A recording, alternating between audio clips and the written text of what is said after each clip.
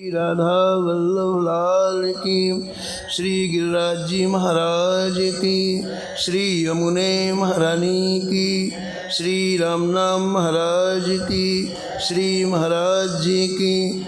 जय जय श्री राधे।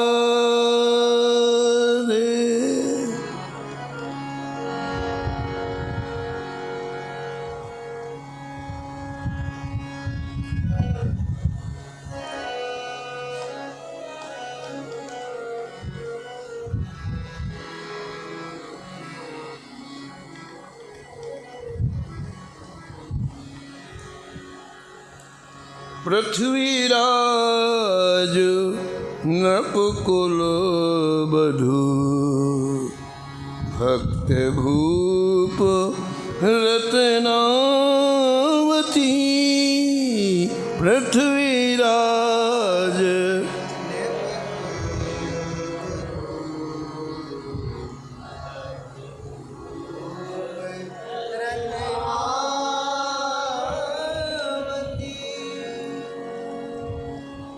कथा कीर्तन प्रीत, भीर भक्तन की भावे।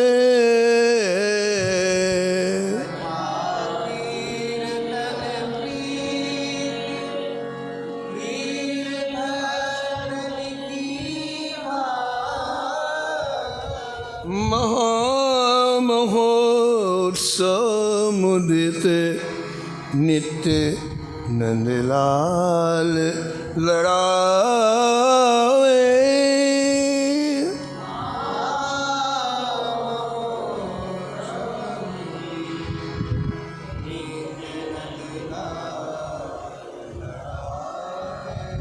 मुकुंद चरण चिंतन, भक्ति महिमा धुजधारी।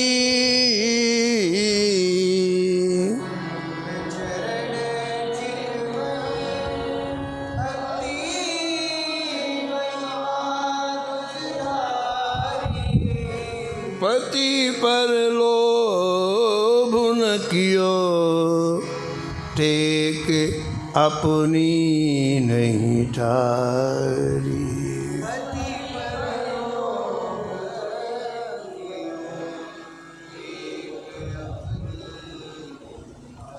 भलपन समय विशेष ही, भलपन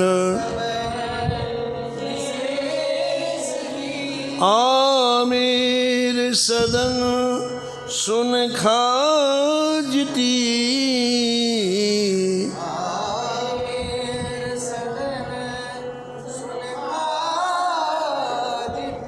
पृथ्वीराज नपकुल बधू,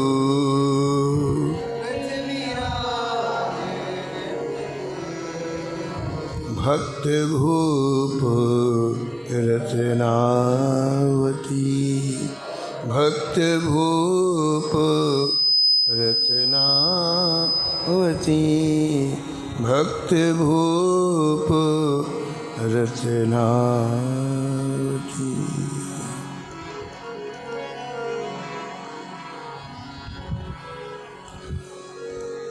श्री भक्तमाल के रचयिता श्री नाभा गोस्वामी जी इस शब्द में परम रसिका श्री रत्नावती जी का स्मरण किया है और निष्कर्ष के रूप में कहते हैं कि सत्संग की कैसी महिमा है। एक रजोगुण में पली हुई रानी, जिसके जीवन में शरीर का सुख ही सब कुछ था, शरीर से ऊपर उठ कर के कोई चिंतन नहीं था। इस शरीर को सुंदर रखो, अच्छा रखो, इसे खिलाओ पिलाओ, 24 घंटे शरीर का चिंतन। उस रानी के हृदय में श्री ठाकुर जी के लिए व्याकुलता उत्पन्न कर लेना। उसी महल में, उसी कक्ष में, जिस कक्ष में आज तक उसने संसार के भोगों का चिंतन किया, विषयों का चिंतन किया, धन्य सत्संग, उसी कक्ष में, उसी जगह, उसी राजमहल में आज दासी को गुरु बना लिया और कहा, दासी गुरु, जैसे तुम वृंदावन चंद कहती हो, नंदनंदन कहती हो और तुम्हारे आंसू छलक पड़ते हैं, ऐसी मेरी कब स्थिति होगी? यह है सत्संग। कोई चीज छोड़नी नहीं पड़ती है। जब हमारी चित्तवृत्ति ठाकुर जी में लग जाएगी, अपने आप चित्त छोड़ देगा। इसी एक बार इनका चस्का तो लगाओ, जोड़ो तो सही, ये अपने आप छोड़ देगा। जो चीज हम छोड़ते ना उसे फिर पकड़ते हैं। क्यों? छोड़ने के बाद जो खाली स्थान रहता है उस अंतराल में और चाह बढ़ जाती है। एक तरीका तो ये है कि संसारी चीज़ों को छोड़ें अपन। दूसरा तरीका क्या है? श्री ठाकुर जी को रख लो, अनर्थक चीज़ अपने आप चली जाएगी। छोड़ने की कोई एक्सरसाइज की जरूरत नहीं है, इनको रख लो, बेकार चीज़ अपने आप चली जाएगी। वो ज़्यादा कारगर तरीका है, बहुत सुंदर तरीका है। तो एक क्षण मात्र के सत्संग ने, दासी के मुख से एक बार नाम सुना रानी ने, धन्य सत्संग। आज उसे राजमहल अच्छा नहीं लग रहा है, उसे अपना पति अच्छा नहीं लग रहा है, पुत्र अच्छे नहीं लग रहे हैं, ये राज वैभव अच्छा नहीं लग रहा है। उसे तो अब केवल गोविंद चाहिए, केवल माधव चाहिए, केवल ठाकुर चाहिए। अति उत्कंठा देखो, अति उत्कंठा देखो, कहीं सो विशेष सब, अति उत्कंठा देखो। श्री ठाकुर जी के लिए तीव्र चाह उत्पन्न हो। हमारी तो भूखी मर गई ठाकुर जी के लिए, महाराज बिल्कुल अंदर कोई आवश्यकता ही नहीं है ठाकुर जी की। अगर रोग ना हो, बीमारियां ना हो, समस्याएं ना हो, तो कोई बिहारी जी ना जाए। एक संत कहते थे, बोले बिहारी जी में जो भीड़ होती है वो समस्याओं की भीड़ है, कोई भगत कोई नहीं। दुख ना पड़े तो कोई बिहारी जी ना जाए, कष्ट ना हो तो कोई चाहना है। ठाकुर जी के लिए चाह मर गई हमारे जीवन से। निरंतर इन्हीं संसारी चीज़ों को ये चाहिए, जबकि वो सब छोड़ने वाली है। आज तक कोई भी संसारी चीज़ किसी व्यक्ति के पकड़ में आई? बिल्कुल नहीं आई। हमने हर जन्म में पकड़ा, कोई पकड़ में आया? सब छोड़ के चले गए। वो नहीं छोड़ेंगे तो तुम्हें जाना पड़ेगा, कुछ ना कुछ तो होगा। लेकिन हम इन्हीं में अपना जीवन लगाते हैं। किसी के दो आंसू ठाकुर जी के लिए नहीं निकलते महाराज, अपने दुख के निकलते हैं। हमारा अपमान हो जाए तो पूरी रात रोएंगे, धन चला जाए तो पूरी रात रोएंगे, किसी परिजन का वियोग हो जाए तो, लेकिन कोई ठाकुर जी के लिए रोता चाह ही नहीं है। ठाकुर जी ठीक है, समय मिलेगा तो 2 मिनट ठाकुर जी की पूजा करें। कोई ज़रूरी नहीं है ठाकुर जी की पूजा हो। दुकान जरूरी है, कोर्ट जरूरी है, रिश्तेदारी जरूरी है, ये जरूरी नहीं है। तो ठाकुर जी कहते हैं जब मैं जरूरी नहीं हूँ, तुम भी मेरे जरूरी नहीं हो, भटको मरो, जाओ 84 लाख योनियों में। जब हमें ठाकुर जी जरूरी नहीं तो ठाकुर जी भी कहते हैं जब मुझे जरूरी लगे तो बता देना, मैं भी तुम्हारे पास आऊँगा। अभी जो जरूरी लग रहे हैं उनके पास जाओ तुम। चाह मर गई ठाकुर जी के लिए हमारे हृदय से। क्यों? जड़ पदार्थों का चिंतन करते करते करते ठाकुर जी के लिए जगह ही नहीं रह गई। लेकिन सत्संग से चाह तीव्र होती है। वो रानी जो अभी तक विषयों का चिंतन करती, संसारी सुखों का चिंतन करती, देखो आप एक क्षण के सत्संग ने उसे ठाकुर जी की चाह उत्पन्न कर दी। और प्रेमियों, कुछ भाई जी कहते हैं श्री हनुमान साथ पोदार जी की जब श्री ठाकुर जी की चाह उत्पन्न हो जाएगी हृदय में तो सारी चाह को खा जाती है। वो संसार की जितनी चाह है श्री ठाकुर जी की चाह हजम कर खा जाती है, और फिर एक ही चाह रहती है बस, भरी नैनन देखी हो अवधेसा,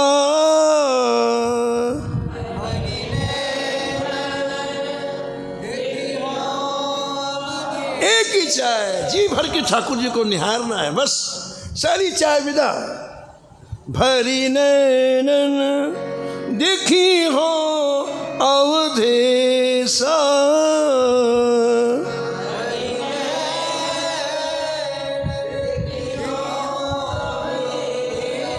फिर सुनी हो निर्गुण उपदेशा, फिर सुनी हो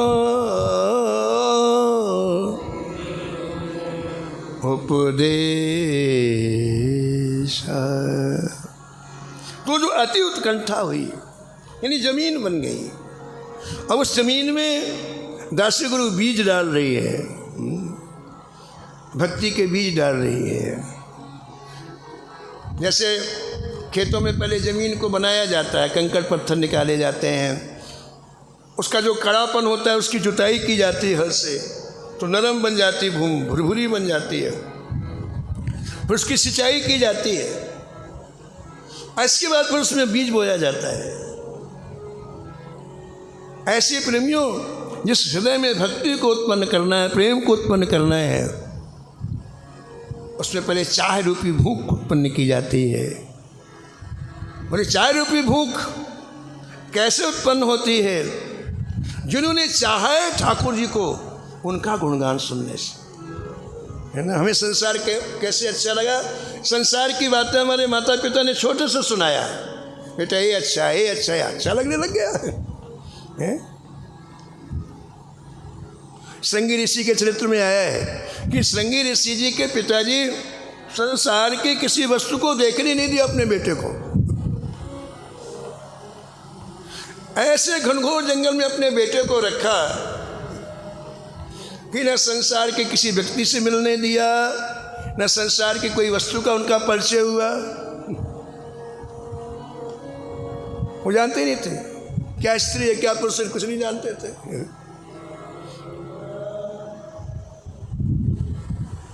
इतना उनको सबसे अलग रखा, तो उन्हें कुछ पता नहीं। उनके पास एक बार स्त्रियां गईं, तो नहीं पहचान पाए कि स्त्री हैं। उन्होंने पूछा आप कौन से ऋषि हैं? ऋषियों को देखते रहो, आप कौन से ऋषि? उन्होंने समझा भी ऋषि होंगे, बड़े बड़े बाल वाले ऋषि हैं। तो संसार का परिचय माता पिता कराते हैं, ये अच्छा है, ये अच्छा है, ये अच्छा है, वो अच्छा लगने लगता है। ऐसी प्रेमियों, ये रसिक ठाकुर जी का परिचय कराते हैं, ठाकुर जी ऐसे हैं, ठाकुर जी अच्छे लगने लगते हैं। ये बड़ा मनोवैज्ञानिक बात है, साइकोलॉजिकल बात है कि जो बात हम ध्यानपूर्वक सुनेंगे वैसे विचार बन जाते हैं, वैसी रुचि हो जाती है, उसी को पाने की इच्छा हो जाती है। इसलिए दासी गुरु ने सीधे नहीं कहा कि ये करो। जो लोग वृंदावन में सीधे आकर के माला जपने लगते हैं उन्हें कुछ मुश्किल से प्राप्त होता है। पहले उसकी जमीन बनाओ, पहले उसका वायुमंडल क्रिएट करो। भजन का एक वायुमंडल होता है, फिर भजन करो। फिर ऐसा मन डूबेगा, ऐसा मन लगेगा कि हमारे सीधे ठाकुर जी आएंगे, दूसरा कोई आएगा ही नहीं।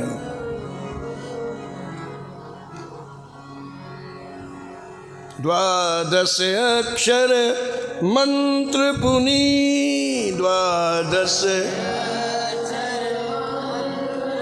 जपहि सहित अनुराग। ये अनुराग के साथ जब कैसे चालू हो गया इनका, कहते उन्होंने पहले इन रसिकों की वाणी सुनी, मन शत्रुपा ने पहले रसिकों की वाणी सुनी, तब जब करना प्रारंभ किया। सीधे माला लेके जाओगे तो घर याद आएगा, घर के सदस्य याद आएंगे, जिन जिन चीज़ों को तुम छोड़ के आओगे वो याद आएंगी। कोई राम जी आने वाले याद नहीं है। पहले सफाई करो बाबा, चित्त में जो कचरा आप रख करके पहले उसको हटाओ, तब ठाकुर जी का ध्यान होगा। और कब होगा? जब इन रसिकों की वाणी को रोज सुनो। रसिक नरेशन की वाणी कह दई है,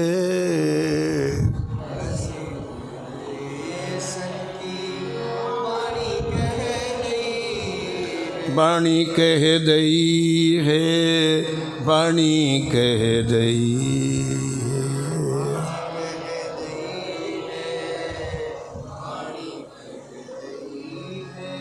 तो दासी गुरु ने रानी रत्नावती को हजारों रसिकों की कथा सुनाई। 2 घंटे नहीं, 4 घंटे नहीं, अहर्निश 24 घंटे, 1 दिन नहीं, 2 दिन नहीं, महीनों।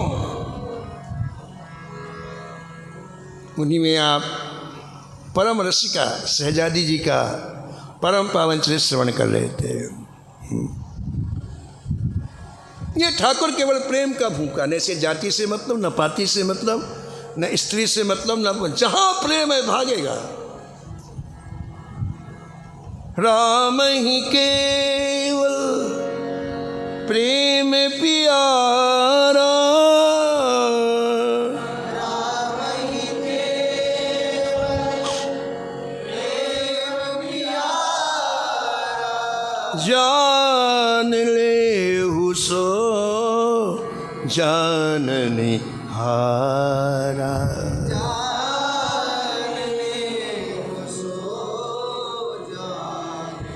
हारा जानने हारा।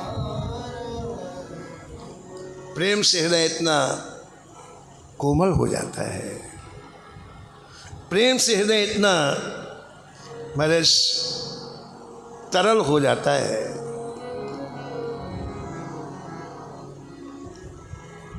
जैसे समुद्र में लहरें उठती हैं, ऐसे ठाकुर जी के भाव नए नए खिलते हैं। इसलिए प्रेमी हर पल हर क्षण गाता है। एक रस की धारा। गायन क्या है? जो प्रेम अंदर ना समाए वो बाहर नृत्य के द्वारा और गायन के द्वारा आता है। इसलिए गोस्वामी जी ने कहा कि मानस को गाओ। मीरा ने गाया, तुलसी ने गाया, सूरदास ने, सबने गाया, स्वामी हरिदास जी ने गाया, हे धर्मस महा। ये अंदर का जो प्रेम है वो ऐसे गद्य में नहीं निकलता है, वो पद में निकलता है, गायन में निकलता है। इसलिए प्रेमियों के चरित्र में हर पल गाना होता है।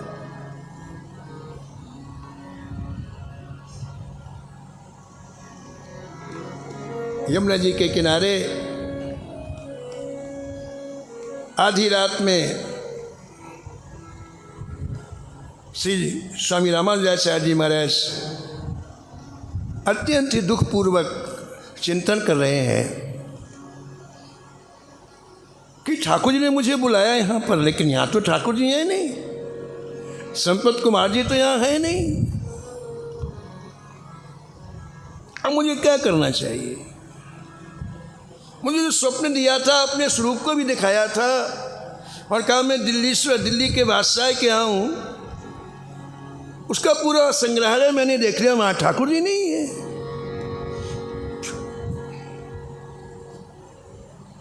सोचते सोचते तंद्रावस्था आ गई। तंद्रावस्था कहते हैं इसमें आधी आँख खुली हो और आधी न नींद में न जगने में, उसे तंद्रावस्था कहते हैं। और तंद्रावस्था में श्री संपत कुमार जी आए, ठाकुर जी आए और उन्होंने कहा आचार्य जी, हम संग्रहालय में रहने वाले ठाकुर नहीं हैं, हम तो बादशाह की जो बेटी है, शहजादी है, उसके पलंग में सो रहे हैं। वो हमें कितना चाहती है, कल आपने सुना।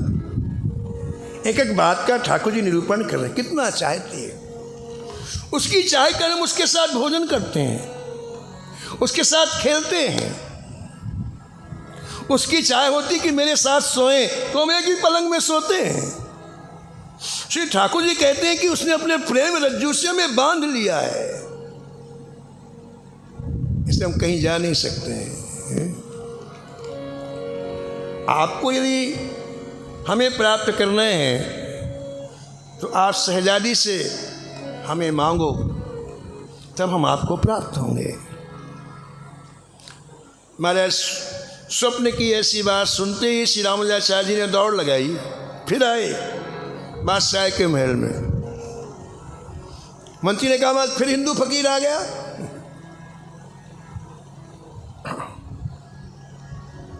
बादशाह मिलने के लिए बोले महाराज हमने सब कुछ दिखा दिया आपको, आप फिर कैसे आना हुआ आपका? बोले श्रीमान जी हमें श्री ठाकुर जी ने आदेश दिया है कि ठाकुर जी आपके शहजादी के कक्ष में हैं, इसलिए आप से प्रार्थना है कि हमारे ठाकुर जी को दे दो। जब तक हमें ठाकुर जी नहीं मिलेंगे ना अन्न ग्रहण करेंगे न जल ग्रहण करेंगे। बादशाह को फकीर की बात में दया आ गई। बादशाह ने एक दासी को बुलाया, कहा एक बार जाओ पता लगाओ फकीर का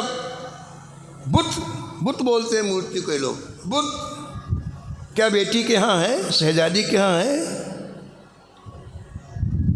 दासी गई पता लगाने, कमरे में किसी का प्रवेश नहीं था। बाहर खड़े होके बाद बोले हाँ है, मेरे पास मेरे ठाकुर जी हैं, दूसरे के नहीं। दासी ने जाके समाचार दिया बादशाह को कि शहजादी जी कह रही हैं कि मेरे पास हैं, लेकिन वो मेरे हैं।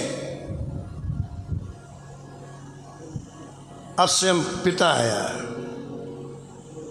बेटी के यहाँ, लेकिन उसको भी अंदर नहीं आने दी, पिता को भी अंदर कक्ष के नहीं आने दी, बाहर खड़ी होकर बात किया। बेटी ये फकीर कई दिनों से भूखा प्यासा यहाँ पड़ा हुआ है, तो इसकी बुत को दे दे, इसकी पुतली को दे दे, मूर्ति को पुतली भी बोलते हैं, पुतली को दे दे। नहीं पिताजी ये मेरे हैं, बस यही भक्ति है, यही भक्ति का मूल स्रोत है। जब तक आप अपने नहीं लेंगे, मेरे नहीं लेंगे, तब तक सेवा करो, आरती करो, कुछ फर्क नहीं पड़ना। जब ममत्व ही नहीं है आपको ठाकुर जी से, तो भक्ति कहाँ से होगी बताओ आप? वो किराए की भक्ति होती है। नौकरी करने वाले जैसे देखते इधर आरती इधर करते हैं, जैसे आफत आई हो, वही भक्ति हमारी होती है, हमारे नहीं है ना। हमें अपने पुत्र से कितना प्रेम होता है बताओ आप? हमारा है। लाखों घूम रहे हैं उनसे कोई नहीं, ये हमारा है।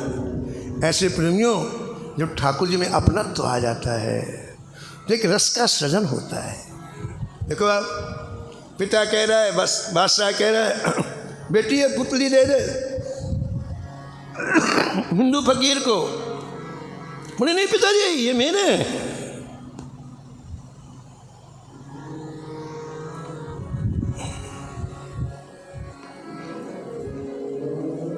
बेटी हम तुम्हारे लिए और बढ़िया पुतली बनवा देंगे। स्वर्ण की कहो तो स्वर्ण की बनवा दें, हीरे की बनवा दें, मोतियों की बनवा दें, एक नहीं लाखों बनवा देते हैं, क्या कमी है, ये दे दे। राजा लवराज सिंह लिखते हैं, बड़े प्यारे शब्द हैं, एकाग्रता पूर्वक सुनो आप, बहुत प्यारी कथा है। कनक पूतली लाखन ले,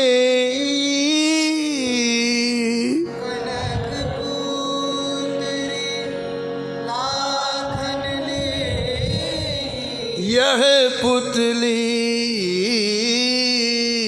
फकीर को दे।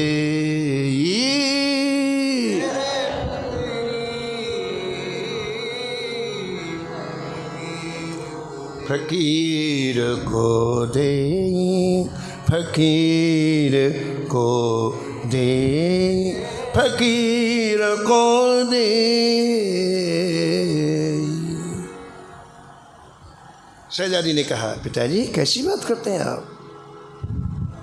साहे सुता तब बचन उचारा, साहे सुता तब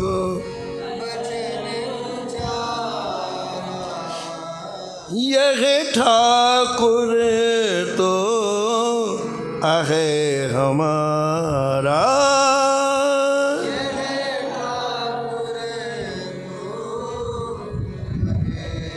हमारा आहे हमारा, आहे हमारा, आहे हमारा। मीरा जी की विदा होने लग गई तो मीरा की माँ ने अनेक तरह के आभूषण रखने, सोने चांदी के मारे और अनेक तरह के वस्त्र रखे, बहुत बहुत बहुत वस्तुएं रखी।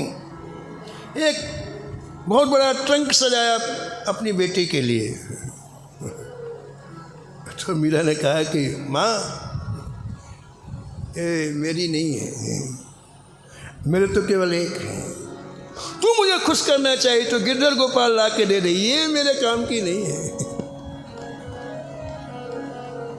मेरे तो गिरधर गोपाल,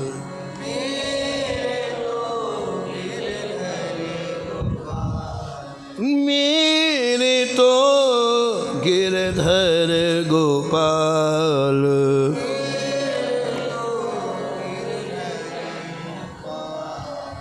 दूसरों न कोई, दूसरों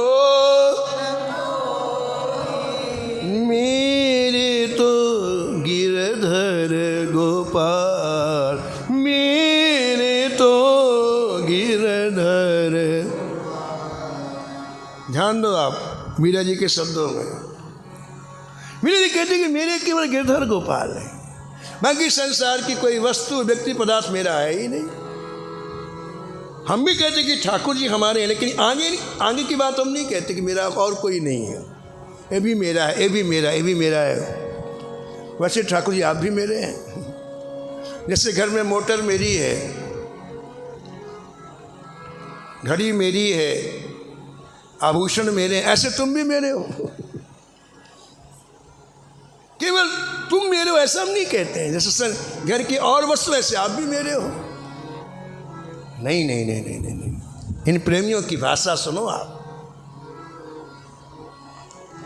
केवल ठाकुर हमारे हैं।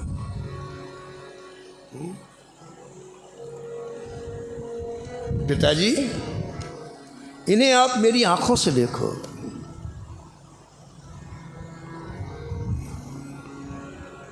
आपको जो पुत्री दिख रही है, मूर्ति दिख रही है, इन्हें आप पिताजी मेरी आंखों से देखो, ये कितने सुंदर है। नैन चकोर मुख चंद हूँ कुमार डारो, नैन चकोर वार डारो, नयन चकोर मुख चंदहु कुमारी डारो, नयन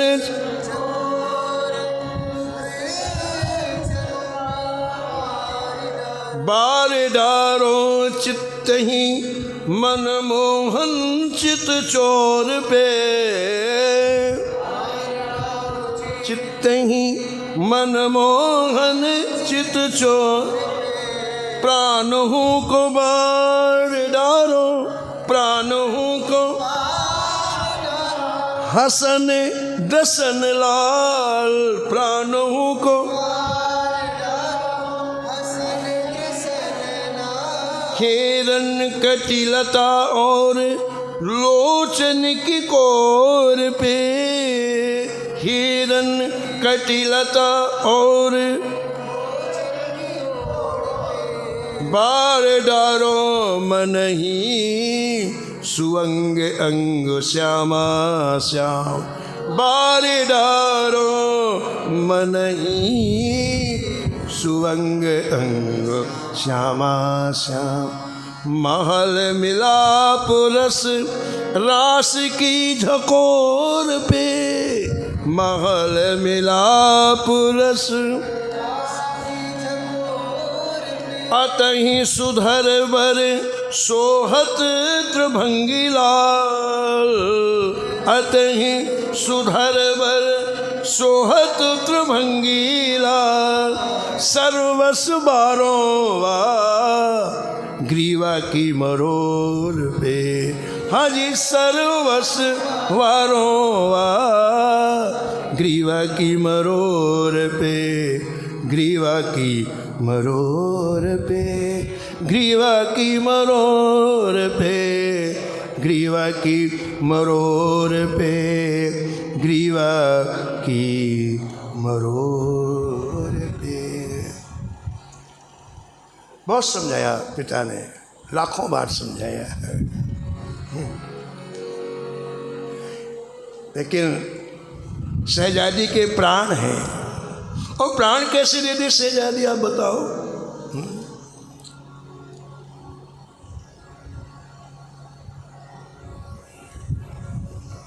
पिता बेचारा किंग करता विमूढ़ हो गया, बादशाह है, बाहर फकीर खड़ा है, कक्ष के बाहर शहजादी खड़ी है, वो बिना लिए भोजन छोड़ लिए, जल छोड़ दिया, और ये देने को तैयार नहीं। क्या करूं? तू बादशाह ने कहा बता मैं क्या जवाब दूं? वो फकीर इतने दिनों से भूखा प्यासा, उसको क्या जवाब दूं बता तू।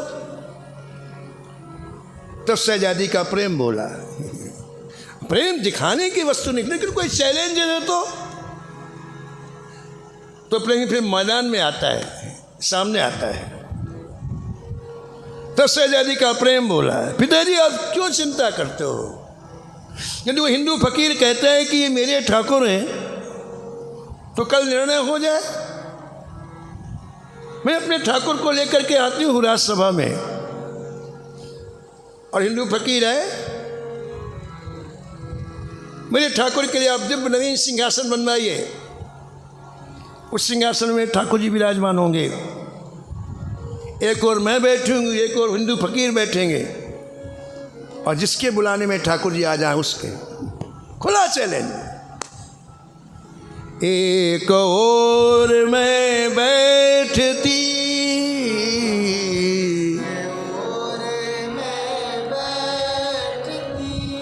एक और मैं बैठती,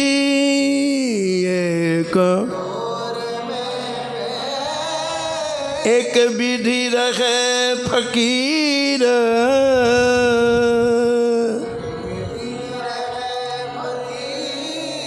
मूरत मध्य धराइए,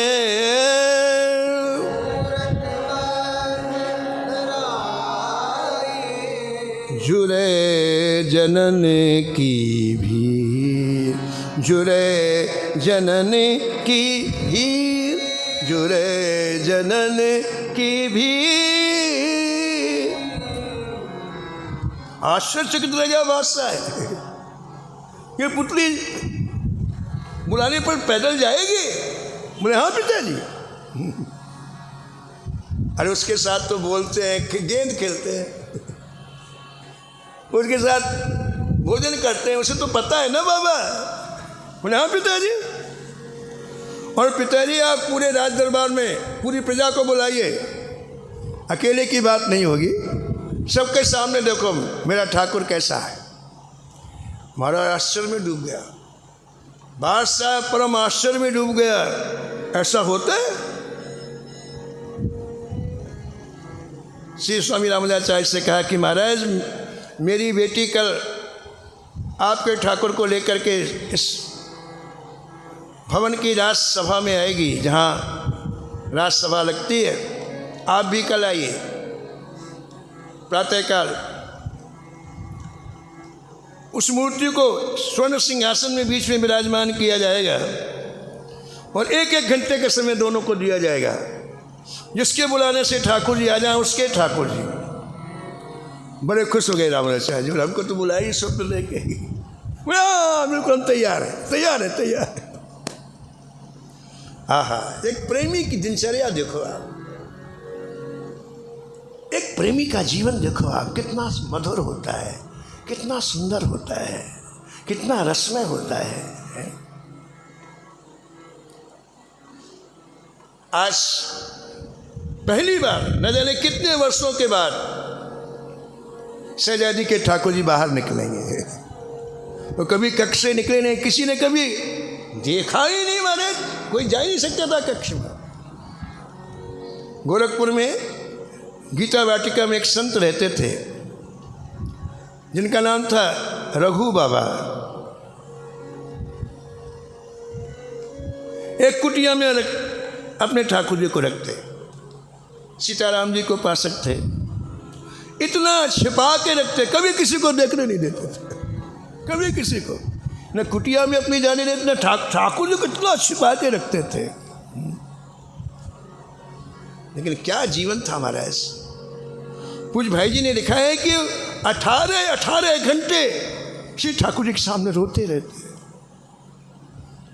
हा रघु, हा रघु, हा रघु। बस इसलिए उनका नाम रघु बाबा हो गया। 24 घंटे में 18 घंटे उनके आंसू बंद नहीं होते, आंखों के नीचे पूरा काला पड़ गया था रोते रोते, गड्ढे पड़ गए थे।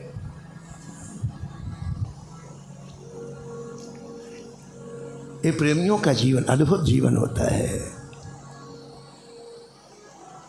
तो शहजादी के ठाकुर आज पहली बार कक्ष से निकलेंगे।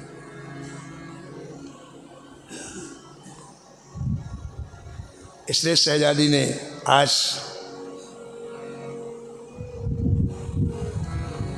पूरी रात श्रृंगार किया ठाकुर, पूरी रात।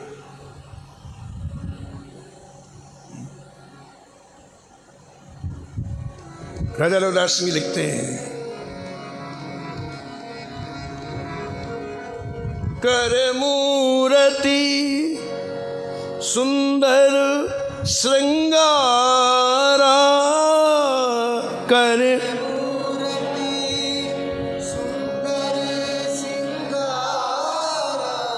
कर मूरति सुंदर श्रृंगारा, कर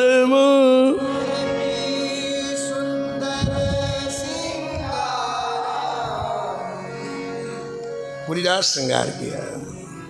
और जब उससे संतुष्ट हो गया कि श्री ठाकुर जी बिल्कुल बराबर श्रृंगार हो गया, फिर अपना श्रृंगार किया। ठाकुर जी को लेके जाना ना, ऐसे थोड़ी चले जाएंगे गंदे फंदे। फिर अपना श्रृंगार किया। उसकी हजारों सखियां थीं शहजादे के, उन सभी को बुलाया, बोले मेरे ठाकुर जी आज राज दरबार में जाएंगे, सब लोग साथ में कपड़े पहनो, चलो। सब साथ में कपड़े पहन के आए। और वो बोली कि जब हम इस कक्ष से ठाकुर जी को लेके जाएंगे ना, तो संकीर्तन करते हुए जाएंगे, इसलिए तुम सभी हजारों की हजारों तैयार हो जाओ। महाराज शहजादी की आज्ञा अनुसार वो सखियां तैयार हो गईं। शहजादी ने श्री ठाकुर जी को दिव्य स्वर्ण में रत्न में सिंहासन में विराजमान करके सिर पर रखा। चारों तरफ से सखियां चली। कर मूरति सुंदर श्रृंगारा,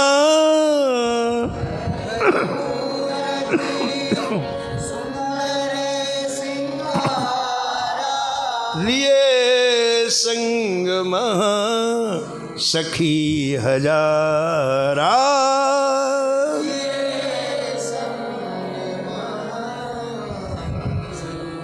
सखी हजारा, सखी हजारा, सखी हजारा, मैंने ठाकुर जी ऐसे नहीं ला रहे दौड़ के, बड़े मधुर मधुर चल रहे हैं सहजादी के साथ, और सखियां बड़ी मधुर मधुर चल रही हैं। कैसे चल रही हैं? हरिनाम संकीर्तन। बंधुगणों मिल कहो प्रेम से, बंधुगणों मिल कहो प्रेम। यदुपति ब्रजपति श्यामा श्याम, यदुपति ब्रजपति श्यामा श्याम।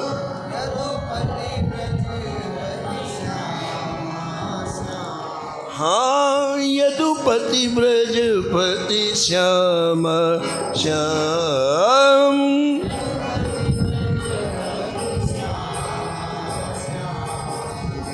जिह्वा जीवन सफल करो कह जिह्वा,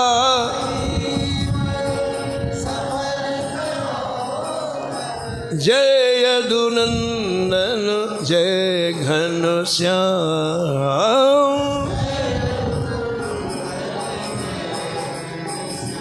जय जय जय यदुनंदन जय घनश्याम।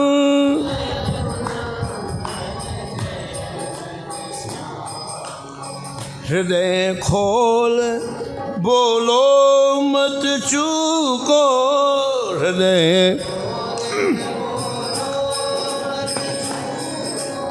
रुक्मणी वल्लभ श्याम श्याम।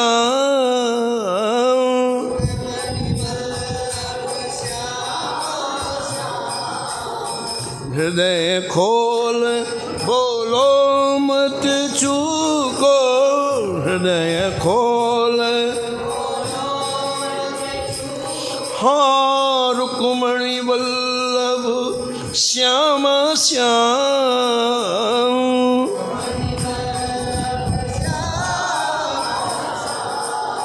अति उमंग से बोलो संतत,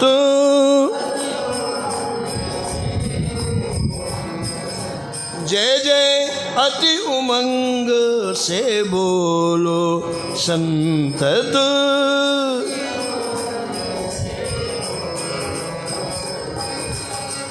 यदुपति ब्रजपति श्यामा श्याम, यदुपति ब्रज। हाँ, यदुपति ब्रजपति श्यामा श्याम, यदुपति ब्रज। बंधुगणों मिल कहो प्रेम से, बंधुगणों मिल कहो। जय यदुनंदन जय घनश्याम, जय यदुनंदन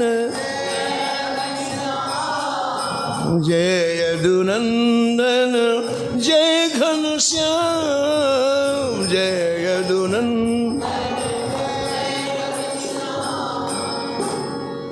महाराज जैसी राजसभा में लाखों लोग बैठे हुए थे, आज पहली बार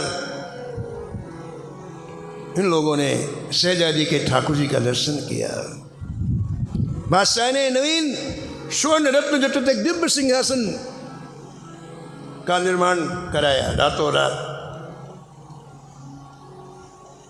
सभा के ठीक मध्य में वो सिंहासन रखा हुआ है। पावड़े बिछे हुए महाराज, वहाँ से वहाँ तक सिंहासन तक पावड़े बिछे हुए हैं। उस तरफ संत महात्मा बैठे हैं, स्वामी रामाचार्य जी बैठे, इस तरफ में महिलाएं बैठी हैं। शहजादी का स्थान महिलाओं की तरफ है, पुरुषों का स्थान स्वामी जी की तरफ है। बीच में पावड़े बिछे हुए हैं। एक पावड़ा स्वामी रामाचार्य जी के तक बिछाया गया, एक पावड़ा शहजादी तक बिछाया गया।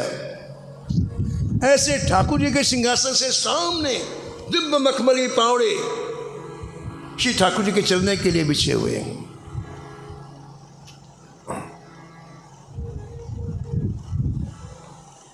राजसभा में पहुंचती शहजादी ने सिर से ठाकुर जी उतारे और अपने अंक में ले लिए। बड़े सुंदर भाव। अंकुर लिए प्रभु को सहजादी, अंक लिए। आप अपने नेत्रों से देखो, बिल्कुल स्पष्ट दृश्य दिखाई पड़ेगा, मन को ले जाओ आप। अंकुर लिए प्रभु को सहजादी, अंकुर गई सभा मध्य अहलादी।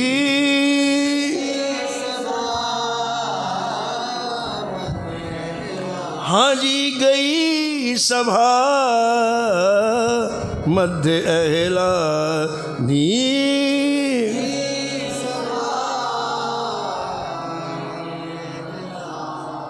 माने जैसे वो दिव्याति दिव्य स्वर्ण सिंहासन पर सहजादी ने विराजमान कराया, वैसे ठाकुर जी मुस्कुरा दिए।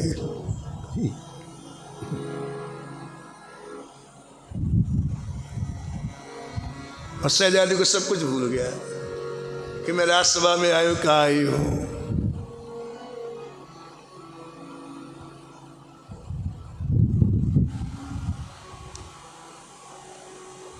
कहा ठगोरी डर श्याम ने, कहा ठगोरी डर श्याम। हाँ, कहा ठगोरी डर श्याम ने।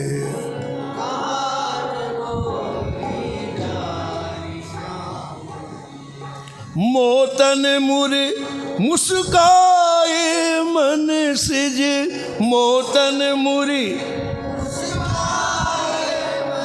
हाँ, मोतन मुरी मुस्काए मन सिज, मोतन मोहन नंद किशोर, मोहन नंद।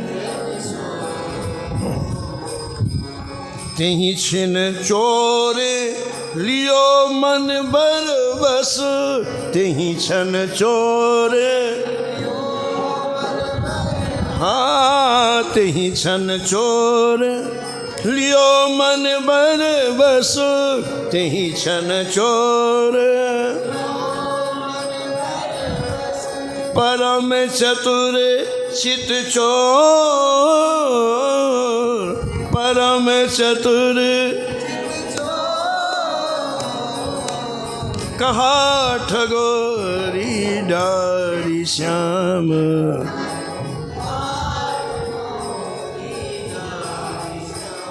हाँ, कहा ठगोरी डारी श्याम ने।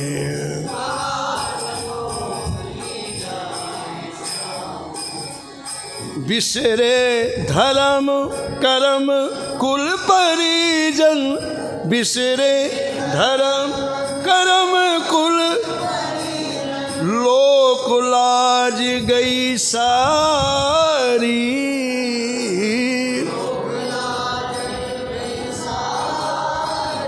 हाँ, लोक लाज गई सारी, लोक लाज। कहा ठगोरी डार श्याम, कहा ठगो। हाँ, कहा ठगोरी डार श्याम ने।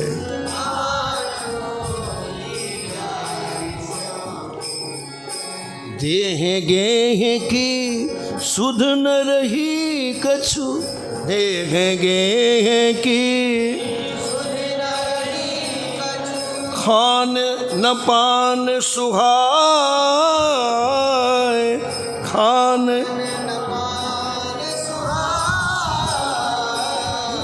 एक मधुर छवि रसिक श्याम की,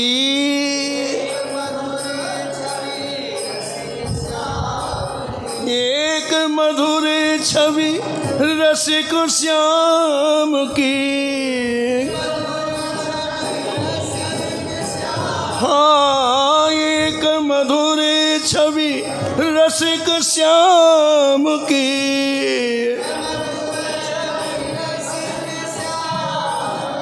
रही हृदय में छाए। हाँ जी, रही हृदय, कहा ठगोरी डारी श्याम ने। जय जय कहा ठगोरी डार श्याम ने।